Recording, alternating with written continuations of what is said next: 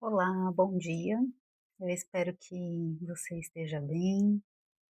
E se não estiver bem, vai ficar em nome de Jesus.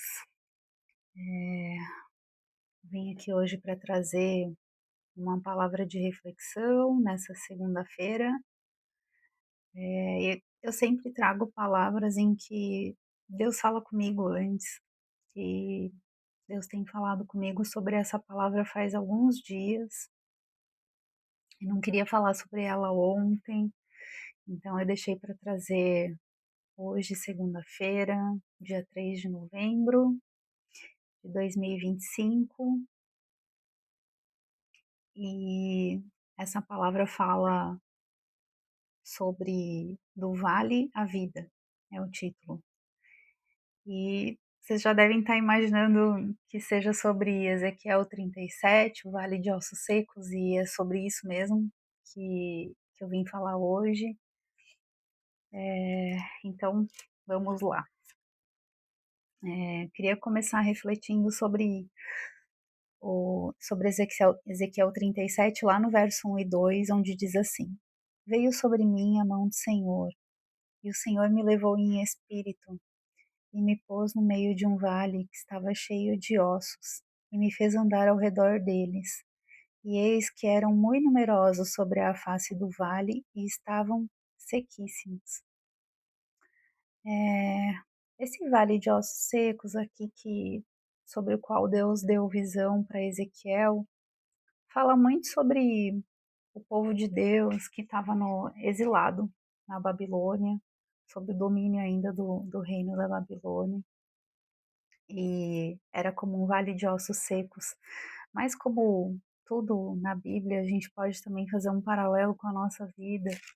Então, o que a gente olha para a nossa vida hoje e que a gente poderia dizer assim: nossa, isso está parecendo um vale de ossos secos, sequíssimos. O que te incomoda sobre o que você vê na sua vida hoje? O que você gostaria de mudar? Então vamos pensar um pouquinho sobre isso hoje através dessa palavra, e que o Senhor nos dê condições ao longo desse dia, ao longo dessa semana, para clamar a Ele sobre essas situações, para que do vale seja suscitada a vida. Eh, Quando a gente vai lá para o verso 5 ao 8, assim diz o Senhor Jeová a estes ossos: Eis que farei entrar em vós o espírito e vivereis. E porei nervos sobre vós, e farei crescer carne sobre vós, e sobre vós estenderei pele, e porei em vós o espírito e vivereis, e sabereis que eu sou o Senhor. Então profetizei como se me deu ordem, e houve um ruído enquanto eu profetizava, e eis que se fez um rebuliço, e os ossos se juntaram, cada osso ao seu osso. E olhei, e eis que vieram nervos sobre eles, e cresceu a carne, e estendeu-se a pele sobre eles por cima, mas não havia neles espírito. Então, se Deus dissesse para mim e para você hoje: olha para esse vale de ossos secos, sequíssimos, e profetiza sobre ele. Profetiza vida, profetiza que eu porei nervos, porei carne, porei pele. E o quanto a gente tem fé para fazer aquilo que Deus manda, para profetizar. Quando Deus manda a gente profetizar vida sobre aquilo aonde a gente só vê ossos secos. E aqui diz assim também, lá no verso 8: mas não havia neles espírito. Então, nós, seres humanos, a gente é constituído de corpo, alma e espírito. Existe a nossa vida física no nosso corpo, existe a nossa consciência, a nossa mente, as nossas emoções, tudo isso na nossa alma, os nossos pensamentos, tudo isso na nossa alma, nossa mente. E o espírito é a parte em nós que se conecta com Deus. Então aqui ele usa até uma conjunção adversativa, mas não havia neles espírito. Então, de que adianta a gente ter um corpo, a gente ter uma mente que pensa, que, enfim,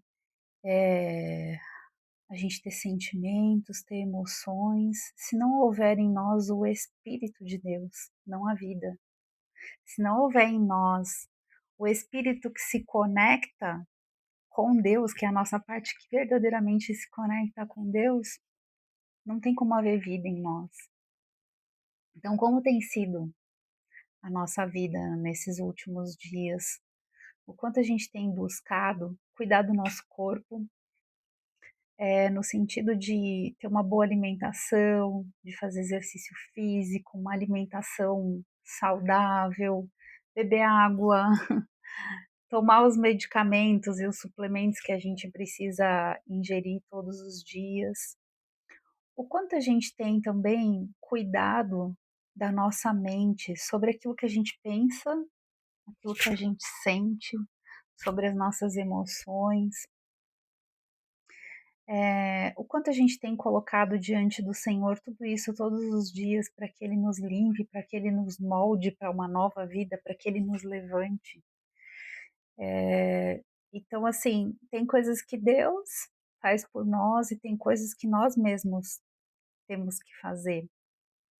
Então, a gente tem que cuidar do nosso corpo, a gente tem que cuidar da nossa alma, para que o Espírito possa habitar em nós e que haja longevidade em nós, que haja autonomia.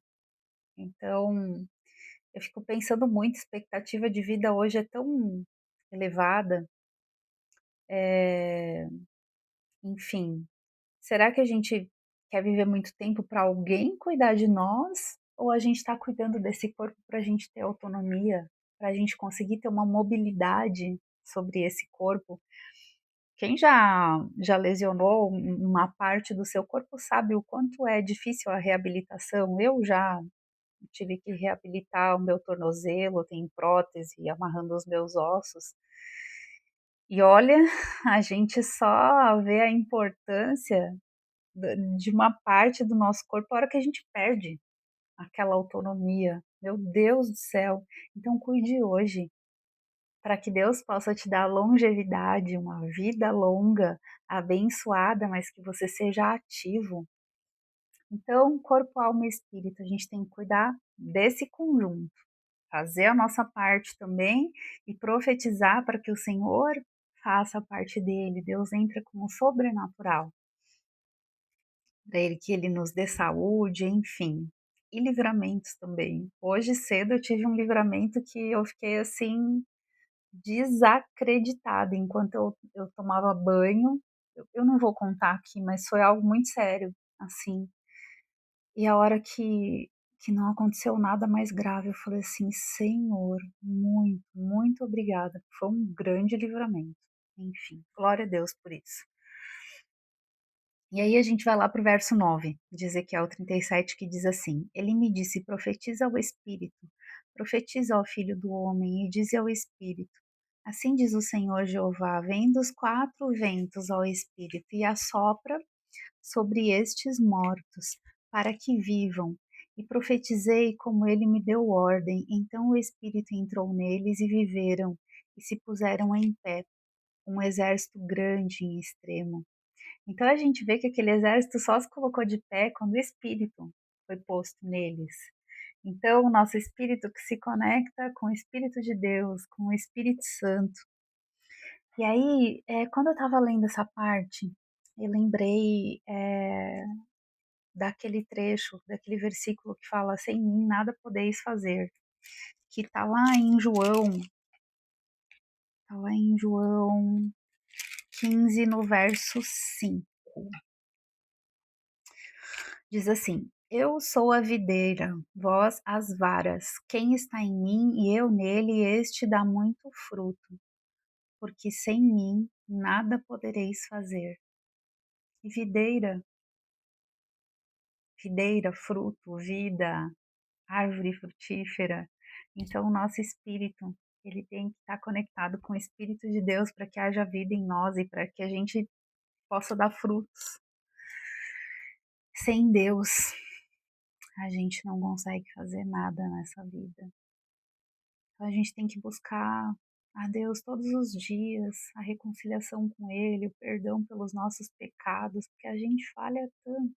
Meu Deus do céu, que o Senhor possa nos perdoar todos os dias e nos reatar à videira verdadeira, para que haja vida em nós, para que o Espírito Santo de Deus habite em nós, para que a gente viva sobre essa terra como peregrinos que somos aqui e que a gente cumpra o ID do Senhor. E aí a gente vê lá no verso 11 de Ezequiel 37. Então me disse, filho do homem, estes ossos são toda a casa de Israel. Eis que dizem, os nossos ossos se secaram e pereceu a nossa esperança, nós estamos cortados. Portanto, profetiza e dize-lhes, só um adendo aqui, nós estamos cortados. Não dá a sensação, cortado um galho de uma árvore, cortado da videira, é, é surreal, assim, como tem conexão, né, com a palavra da videira. Os nossos ossos se secaram e pereceu a nossa esperança, nós estamos cortados. Portanto, profetize e dize-lhes: assim diz o Senhor Jeová: eis que eu abrirei as vossas sepulturas e vos farei sair das vossas sepulturas, ó povo meu, e vos trarei a terra de Israel. E sabereis que eu sou o Senhor, quando eu abrir as vossas sepulturas e vos fizer sair das vossas sepulturas, ó povo meu, e porei em vós o meu espírito, e vivereis, e vos porei na vossa terra, e sabereis que eu, o Senhor, disse isso. Eu o fiz. Então, assim, quando Deus nos dá vida, quando Deus nos ressuscita, quando Deus nos dá o fôlego de vida pelo qual, como eu sou grata a Deus por poder respirar. Como eu sou grata, muito obrigada. Quando Ele põe em nós o fôlego de vida, quando Ele põe em nós o Espírito, é para que a gente saiba que tudo veio dele, que foi ele que fez todas essas coisas para a glória dele, para que o nome dele seja glorificado.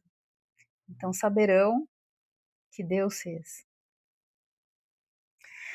E aí a gente vê uma outra parte aqui. Ainda no verso 11, eles dizem assim, ó, os nossos ossos se secaram e pereceu a nossa esperança. Nós estamos cortados.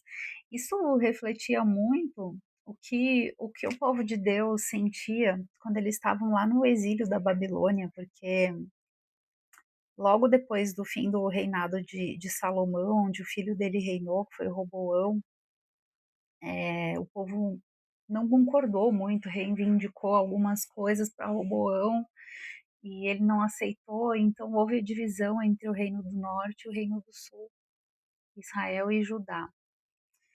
E, e diante disso, eles foram conquistados pela Babilônia, porque um reino dividido contra si não prospera. A gente pode ver lá em Mateus 12, no verso 25, diz assim: Jesus, porém, conhecendo seus pensamentos, disse-lhes: todo reino dividido contra si mesmo é devastado, e toda cidade ou casa dividida contra si mesma não subsistirá. Então, o que hoje pode estar dividido na nossa vida? É interessante que aqui fala assim, ó. Jesus, porém, conhecendo os seus pensamentos. Então, ele estava aqui falando com os fariseus, tal, e eles diziam: "Ah, esse expulsa os demônios por Beelzebul". Aí Jesus falou assim: "Como que eu ia expulsar demônios, se eu fosse de Beelzebul? Porque um reino dividido contra si mesmo não prospera". Então ele falou: "Não, eu sou de Deus". Então, aqui está falando sobre isso. Mas a gente? se a gente se diz cristão, eh, o quanto a gente milita em prol das coisas que são de Deus, o quanto a gente acolhe o nosso irmão, o quanto a gente resgata as pessoas, o quanto a gente está disposto a perdoar e a amar, mas acima de tudo, amar a nós mesmos em primeiro lugar, porque se a gente não sabe se amar, a gente não consegue amar o próximo. Então, se a gente não se tratar com benevolência, a gente não vai conseguir tratar o nosso próximo com misericórdia, com benevolência, com amor. A gente foi feito para isso, a gente foi feito para levar uma palavra de consolo e não uma palavra de julgamento. Então a gente vê aqui no verso 15 ao 17 de Ezequiel 37, que diz assim: E veio a minha palavra do Senhor dizendo: Tu, pois, ó filho do homem, toma um pedaço de madeira e escreve nele, por Judá e pelos filhos de Israel, seus companheiros. E toma outro pedaço de madeira e escreve nele, por José, vara de Efraim, e por toda a casa de Israel, seus companheiros, e ajunta um ao outro, para que se unam e se tornem um só na tua mão.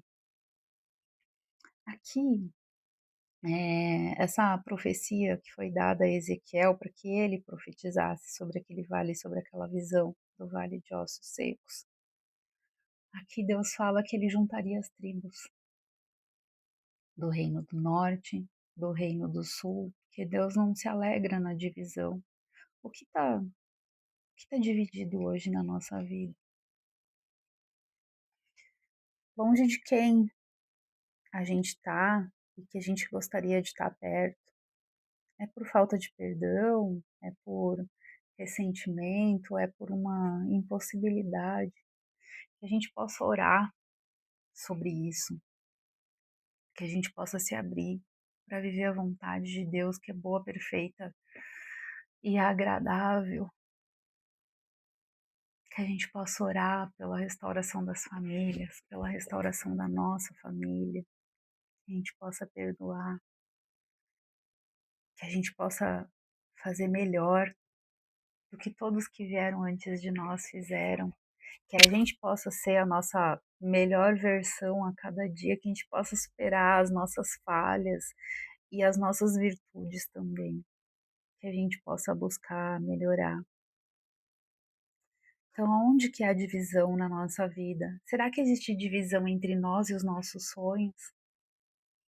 Será que no exílio da Babilônia, aquele cativeiro foi tão opressor que nós esquecemos de sonhar? Será que a gente está separado dos nossos sonhos e dos sonhos que Deus tem para nós?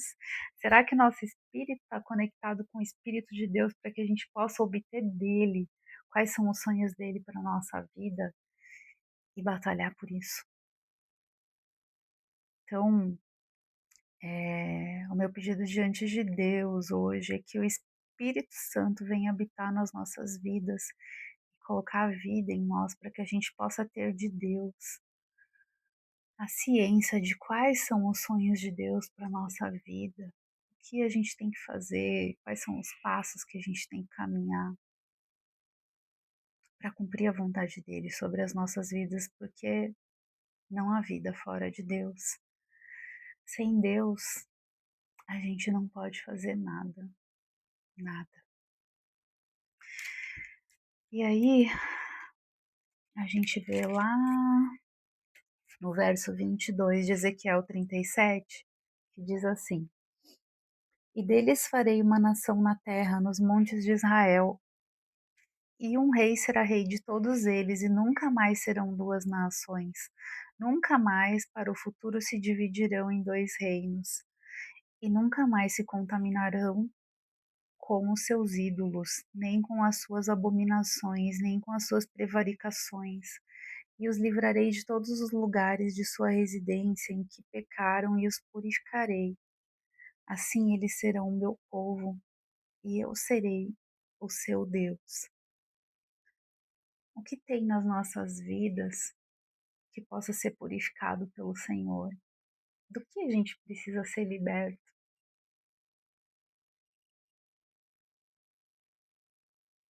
Às vezes a gente precisa ser liberto das nossas próprias mãos, né? Às vezes a gente mesmo se prejudica. Eh, que pecado existe em nós que precisa ser limpo pelas mãos do Senhor? Queria te convidar a pensar, a refletir hoje com Deus, pedir para que o Espírito Santo de Deus venha habitar em você, em mim, para que a gente possa se conectar e perguntar para Ele: Senhor, o que eu tenho que mudar? O que eu tenho que deixar de fazer? Que emoção, que sentimento do qual eu preciso ser purificado? Que práticas eu preciso deixar de fazer? E o que Deus tem para que a gente faça? Então, assim, por que que aqui é falado nunca mais se contaminarão com os seus ídolos?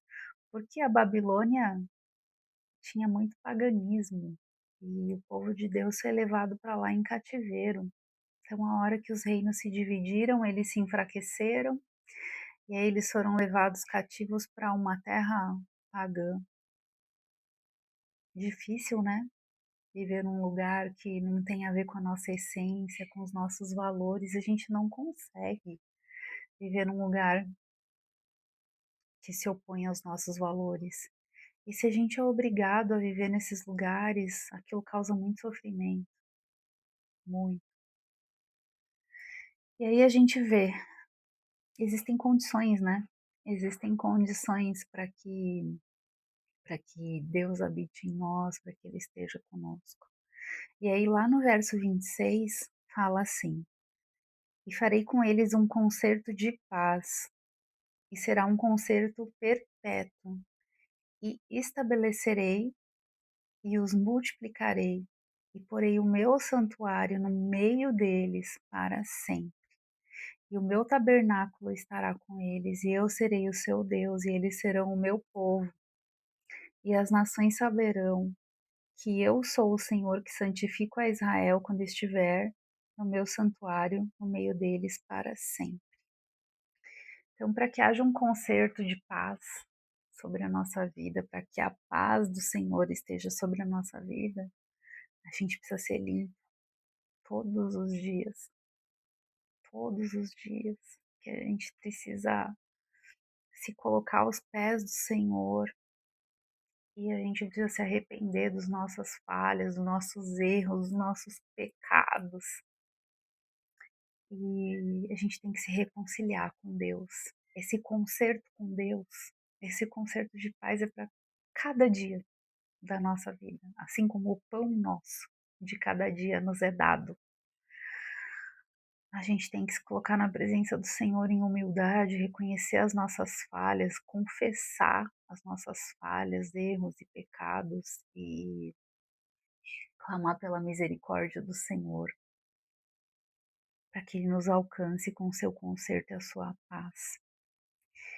E fazendo isso todos os dias, as nações saberão que eu sou o Senhor que santifico a Israel, quando estiver o meu santuário no meio deles para sempre.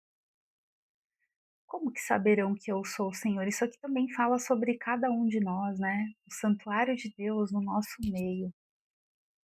O que é ter o santuário de Deus na nossa vida, na nossa alma, no nosso espírito, na nossa mente, no nosso coração, nos nossos sentimentos, no nosso corpo, que nosso corpo glorifica o Senhor. Eu não tô dando risada porque esse fim de semana eu estava na academia e eu estava sozinha. Aqui no prédio, eu faço academia aqui, e aí, nossa, eu coloquei louvor e eu comecei a dançar no meio da academia. Aí, meu Deus do céu, né? Se alguém estava monitorando pelas câmeras, me viu. Porque é tão bom dançar na presença do Senhor. E para quem pensa que só vai conseguir fazer academia ouvindo os putz putz, não, dá para fazer academia ouvindo louvor. E eu estava ouvindo uma playlist no Spotify da Ludmilla Ferber, e como eu amo ouvir a Ludmilla Ferber, e nossa, aquilo alimenta tanto meu espírito e traz uma força. E, e aí eu comecei a dançar. E aí depois eu subi em casa e eu chorava da presença do Senhor. Aí meu filho entrou no banheiro e olhou assim para mim e falou: "Mãe, você tá chorando?" E eu estava cheia da presença de Deus. E é tão bom, a gente precisa das águas do Espírito Santo sobre a nossa vida, da presença de Deus, da unção a cada segundo. Isso é vida e paz. Então que Deus te visite nessa data, nesse dia 3 de novembro de 2025, que Ele possa levantar a minha vida e a sua vida, assim como Ele levantou daquele vale de ossos secos um exército. Isso é para cada um dos nossos dias. Que a presença do Senhor esteja sobre a sua vida, sobre a sua segunda-feira, sobre a sua casa, sobre o trabalho das tuas mãos. Que você seja abençoado do alto da cabeça à planta dos pés. Que você receba a paz que excede todo entendimento. Que eu e você possamos ter o discernimento de entender os planos de Deus para a nossa vida e cumprir o nosso propósito sobre a terra. Em nome de Jesus. Amém. Um ótimo dia e semana para você.